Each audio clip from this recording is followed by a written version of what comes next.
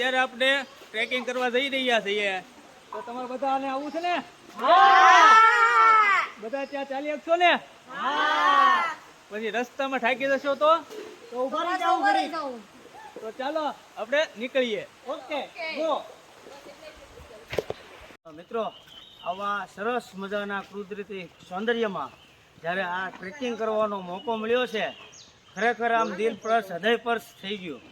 અને આ જે શરૂઆત છે ને આવા એવા મસ્ત મજાના ટ્રેકિંગમાં, આજે મારા માટે એવો મસ્ત મજાનો દિવસ છે કે આજે મારી દીકરી એટલે કે આરવી નો બર્થડે છે. અને આજે એના દિવસના દરમિયાન મને આ ક્ષણ અને આ દિવસ હર બર્થડે ઉપર યાદ રહેશે કે ઇકો ટુરિઝમ મહલમાં અમે એનો બર્થડે ટ્રેકિંગ દ્વારા વિતાવ્યો હતો. Happy birthday to you, happy birthday to you, happy birthday to you, happy birthday dear Aarvi, happy birthday to you. સમજો કેવો મસ્ત નજારો થઈ. ચાલો આ કાકા જો લાગે છે. હેલો મિત્રો, આજે આપણે ડાંગ જિલ્લાના મહલ ઇકો ટુરિઝમમાં કુદરતના સાનિધ્યમાં કુદરતી સોળે સલાએ ખીલી હોય ત્યારે પાણીના ઝરણાના અવાજ, પાંદડાના પવનના સુટકારા અને આવા રમણીય મોસમમાં જ્યારે ટ્રેકિંગ કરવાનો મોકો મળ્યો હોય ત્યારે ક્યારે ચૂકી જવાય. તો મારી સાથે મારા મિત્રો અને મારા ગ્રુપ સર્કલ આજે ટ્રેકિંગમાં આવ્યા છે. ખૂબ મજા આવે છે આ કુદરતી. ચાલો ત્યારે આપણે ટ્રેકિંગની શરૂઆત કરી ચૂક્યા છીએ અને આપણને આ કાકા ટ્રેકિંગ કરવા માટે લઈ ગયા છે. અને એ જંગલમાં લીલાછમ વાતાવરણમાં એ ટ્રેકિંગ કરવાની કંઈ મોજ હોય એની વાત જ જવા દો. આપણે છોકરાઓ, નાના નાના ટીંડોળિયાઓને લઈને પણ સાથે આવ્યા છીએ અને બધાને બહુ આનંદ આવી રહ્યો છે. તમે પણ આવો અને મજા માણો.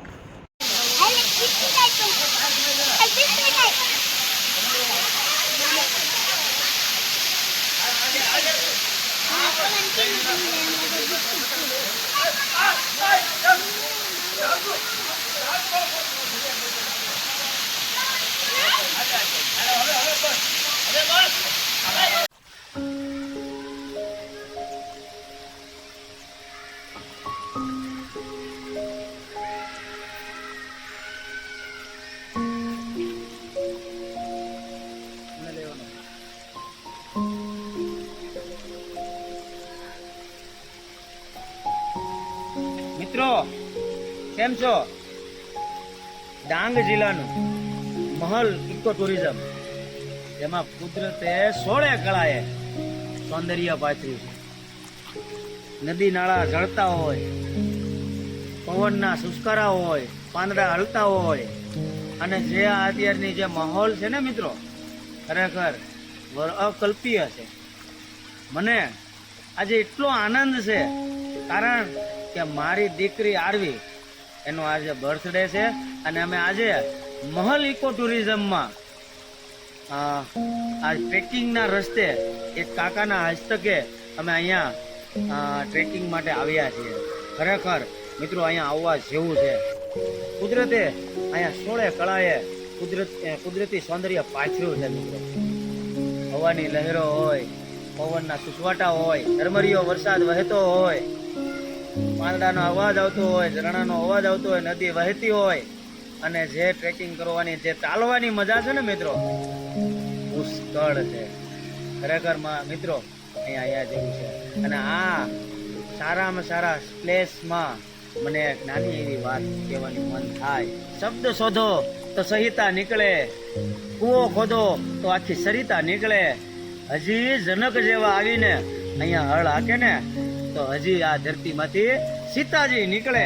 ક્યાંક ક્યાંક ધબકે છે લક્ષ્મણ રેખા કે ત્યાંથી રાવણ પણ બીતા બીતા નીકળે. મિત્રો છે કવિ કાલિદાસ ને ભોજનના ખંડેરો, છે કવિ કાલિદાસ ને ભોજનના ખંડેરો. જરીક ખોતરો ને તો કવિતા નીકળે મારા વાલા. સાવ અલગ જ તાસીર છે આ ભૂમિની.